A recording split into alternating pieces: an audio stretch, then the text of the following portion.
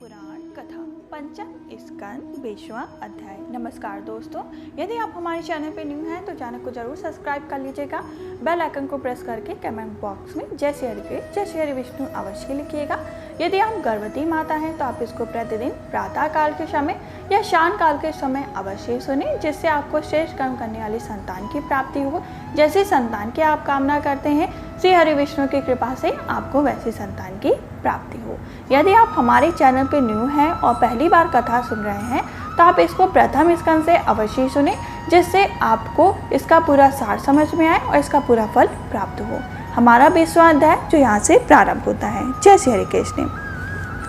अन्य 6 द्वीपों तथा लोकालोक पर्वत का वर्णन। श्री शुकदेव जी कहते हैं, राजन, अब परिमाण, लक्षण और स्थिति के अनुसार प्लच्छादि अन्य द्वीपों के वर्ष विभाग का वर्णन किया जाता है। जिस प्रकार मेरु पर्वत जम्बू द्वीप से घिरा हुआ है, उसी प्रकार जम्बू द्वीप भी अपने ही समान परिमाण और विस्तार वाले खारे जल के समुद्र से परिविष्ट है। फिर खाई जिस प्रकार बारह के उपवन से घिरे रहते हैं, उसी प्रकार 4 समुद्र भी अपने से दूने विस्तार वाले प्लच्छ द्वीप से घिरा हुआ है। जम्बू द्वीप में जितना बड़ा जामुन का पेड़ है, उतने ही विस्तार वाला यहाँ सुवर्ण प्लच्छ का वृक्ष है। उसी के कारण इसका नाम प्लच्छ द्वीप हुआ। यहाँ 7 जिहा वाले अग्निदेव विराजते हैं। इस द्वीप के अधिपति प्रियव्रत महाराज इंद्रजिहा थे। उन्होंने इसको 7 वर्षों में विभक्त किया और उन्होंने इन वर्षों के समान ही नाम वाले अपने पुत्रों को सौंप दिया तथा स्वयं अध्यात्म योग आश्रय लेकर उपरंत हो गए।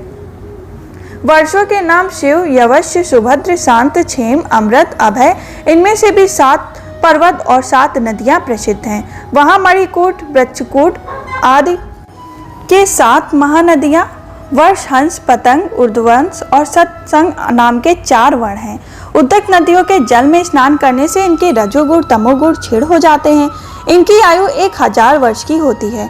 इनके शरीर में देवताओं की भांति थकावट, पसीना आदि नहीं होता और संतान उत्पत्ति भी उन्हीं के समान होती है। ये त्रिता विद्या के द्वारा तीनों वेदों में वर्णन किए हुए स्वर्ग के द्वारभूत आत्मस्वरूप भगवान सूर्य की उपासना करते हैं। वहाँ कहते हैं कि जो सत्य अनुष्ठान योग धर्म है और जो प्रतीत होने वाले धर्म है, वेद और शुभाशुभ फल के अधिष्ठा उन पुराण पुरुष विष्णु स्वरूप भगवान सूर्य की हम शरण में जाते हैं। प्लच्छ आदि 5 द्वीपों में सभी मनुष्यों को जन्म ही आयु, इंद्र, मनोबल, इंद्रबल, शारीरिक बल, बुद्धि और पराक्रम समान रूप से सिद्ध रहते हैं। पक्ष द्वीप में अपने ही समान विस्तार वाले इच्छुक कृषक के समान समुद्र से घिरा हुआ, इसके आगे उसने दुगने परिमाण वाले स्वल्प द्वीप जो उतने ही विस्तार वाले हैं, मदिरा के सागर से घिरा है। राजन, फिर दृष्ट समुद्र से आगे उससे दुगुण परिमाण वाला कौशल्य द्वीप है। जिस प्रकार कुछ द्वीप 10 समुद्र से घिरा हुआ है, उसी प्रकार यह अपने ही समान विस्तार वाले दूध के समुद्र से घिरा हुआ है। यहाँ कौश नामक का एक बहुत बड़ा पर्वत है, उसी के कारण इसका नाम कौशचित हुआ। पूर्व काल में श्री स्वामी कार्तिकेय जी के सत्संग प्रहार से इसका कटि प्रदेश और लता निकुश आदि छत विछत हो गए। ये किंतु क्षीर समुद्र से सींचा जाकर और वरुण देव से सुरक्षित होकर या फिर निर्भय हो गया। इस द्वीप के अधिपति प्रियव्रत पुत्र महाराज धृष्टप्रष्ट थे।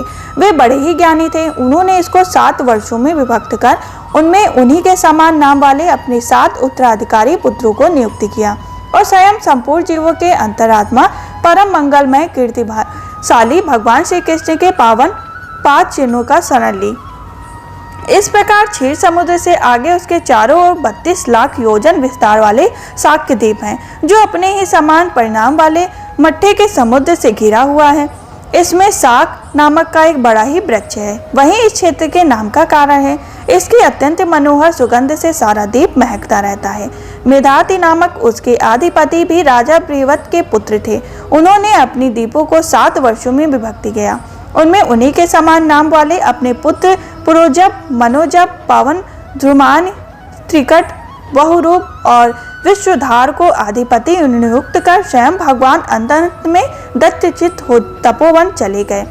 इस प्रकार सब अपने अपने कार्य को सिद्ध कर दीपों का खंड करते चले गए। श्री सुखदेव जी कहते हैं, राजन, इसके आगे लोकालोक नाम का पर्वत है। यह पृथ्वी के सब ओर सूर्य आदि के द्वारा प्रकाशित अप्रकाशित प्रदोषों के बीच में उनका विभाग करने के लिए स्थित है। मेरु से लेकर मानसरोवर पर्वत तक जितना अंतर है, उतनी ही भूमि शुद्धोदक समुद्र के उस ओर है। उसके आगे सुवर्णमय भूमि जो दर्पण के समान स्वच्छ है, उसमें गिरी हुई कोई वस्तु फिर नहीं मिलती, इसलिए वहां देवताओं के अतिरिक्त और कोई प्राणी नहीं रहता। लोकालोक पर्वत सूर्य आदि से प्रकाशित और अप्रकाशित भूभाग के बीच में है, इससे उसका यह नाम पड़ा है। इसे परमात्मा ने त्रिलोक और बाहर सके चारों ओर सीमा के रूप में स्थापित किया। यह उतना ही ऊंचा और लंबा है कि इसके ओर से लोकों को प्रकाशित करने वाले सूर्य पर्वत समस्त ज्योतिर्मंगल किरणों की दूरी और नहीं की जा सकती। विद्वान के प्रमाण, लक्षण और स्थिति के अनुसार संपूर्ण लोकों का इतना ही विस्तार बतलाया गया है। राजन, स्वर्ग और पृथ्वी के बीच में जो ब्रह्मांड का केंद्र है, वहीं सूर्य की स्थिति है। सूर्य और ब्रह्म गोलक के बीच में सब ओर से 25 करोड़ योजन का अंतर है। सूर्य स्मृत अर्थात मरे हुए अचेतन अन्न में वैराज्य रूप विराजते हैं, इसी से इनका नाम मार्तंड हुआ।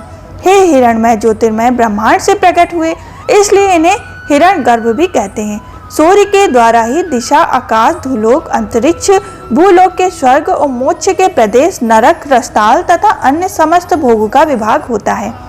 सूर्य ही देवता है, तिलक है, मनुष्य सरीसृप है और लता वृक्ष आदि समस्त जीव समूह के आत्मा और नितांति आदि अधिष्ठा है।